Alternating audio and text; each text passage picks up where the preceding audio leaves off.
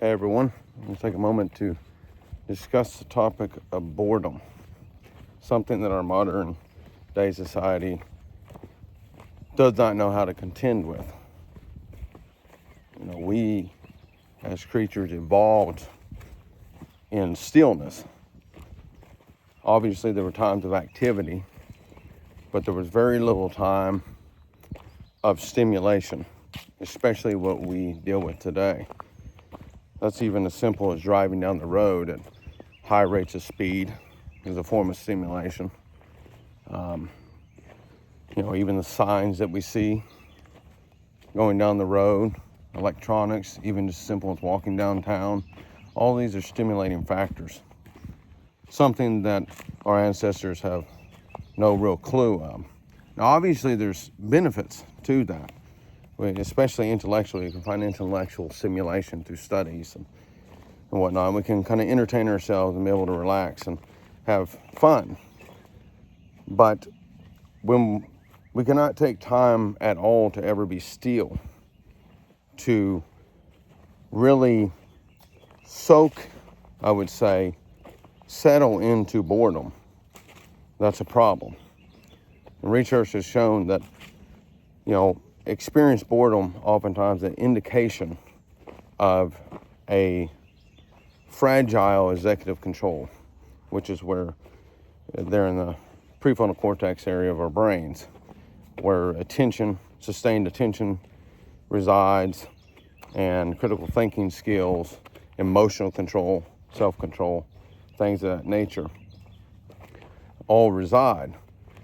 And so the more time that we spend being bored, being alone with ourselves and our thoughts, the more we will improve our executive controls. That means improved sustained attention, improved emotional control, self-control, critical thinking skills. Because what happens is when you spend time alone with your own thoughts, you begin to critically think on your thoughts. You begin to have a form of introspection. And Jung saw this as a necessary part of the process of individuation, in which we transform our psyche, gradually over time, by obviously going out into the world, acquiring new information, then spending time being still and contemplating that information in relationship to our current psyches, our current conceptual and perceptual framework that we have built up in our psyche.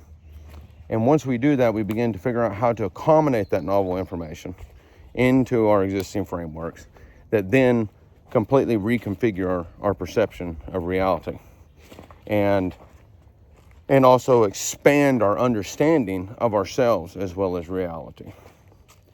Oftentimes, whenever we can't spend time being quiet and time in introspection and stillness, it also indicates that we have many insecurities with ourselves, and we need people to validate us and validate our thoughts and to help shape our thoughts.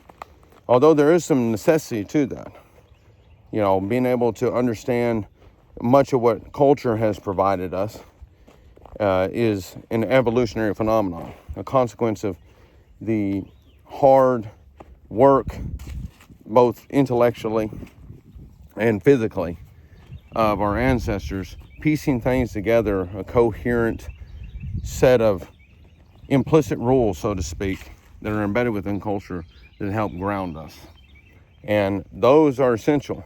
And of course, those also need to be updated from time to time, just as they had done. They updated their ancestors and so on and so forth. And so we need to spend time. If you have certain insecurities, oftentimes means you need to spend more time alone.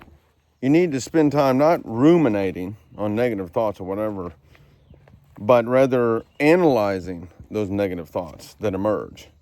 Why do you have those negative thoughts? What is it? Maybe it's some traumatic experience, and that's essentially kind of what psychotherapy does, which I highly recommend if it's too traumatic or what you may have going on in your life. But oftentimes they're just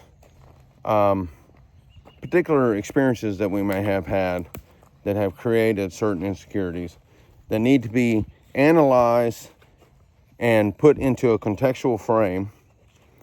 And oftentimes, again, that is accomplished through acquiring new information outside our current known framework and seeking to integrate the information along with, and then analyzing it, and comparing it, and synthesizing it with our current perception of ourselves and reality as such. We can then can develop a more coherent and comprehensive understanding of what had went on, or what those thoughts are actually trying to tell us. And then it can somewhat resolve those issues into a more holistic form, into a more complete version of ourselves. And that's essentially what the process of individuation is. But it all originates in actually spending time alone. Stop seeking the attention of others. Stop going through our phone, going on social media. I catch myself doing the same thing. And truly spending time out in nature or at home alone with our thoughts, and seeking to contend with them. And to listen what they're having to say, what it is, those insecurities that manifest, those anxieties, those depressed thoughts. And we can, oftentimes there's something buried within the unconscious that has to be reconciled.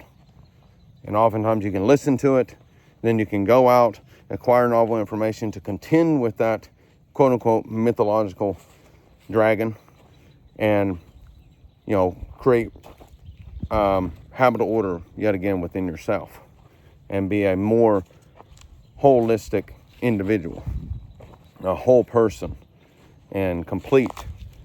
And you continue to do that through your entire life, and it's transformative. And then it helps us to ultimately, that's also the process of maturation.